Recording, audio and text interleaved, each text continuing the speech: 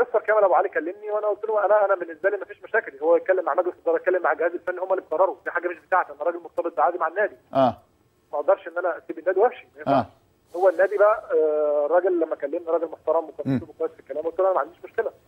انا كمان احب ان انا العب، فانت حضرتك عارف لعيب كوره وعارف. حلو، يعني الكوره اهم حاجه بالنسبه له ده موجود في الملعب.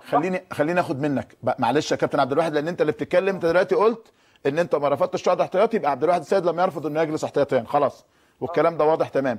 النادي المصري انت بتقول ان كامل ابو علي كلمك، تمام.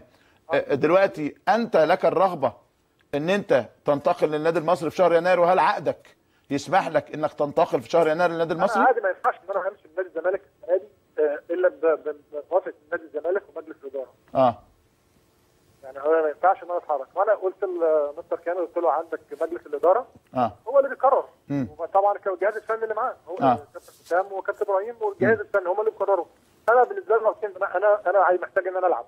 يعني طب البعض قال يا كابتن عبد الواحد انه في شرط جزائي في عقدك انت ممكن تسدده وتمشي. لا ما فيش شرط جزائي، بس هي قصه ما يعني مش عايز اخوض فيها دلوقتي يا كابتن على الهوا والكلام ده، لكن هي القصه ان انا مرتبط بعقد السنه دي لحد اخر السنه دي مع نادي الزمالك. السنه دي؟ السنه دي حتى اخر هذا الموسم. ان شاء الله. ويحق لك الانتقال الموسم المقبل والتوقيع فيه مبلغ معين، لو دفعت مبلغ معين لنادي الزمالك ماشي. طيب يبقى شرط جزائي صح؟ ماشي يا كابتن. طيب سؤالي اخير، هل انت هددت باللجوء للماده 17؟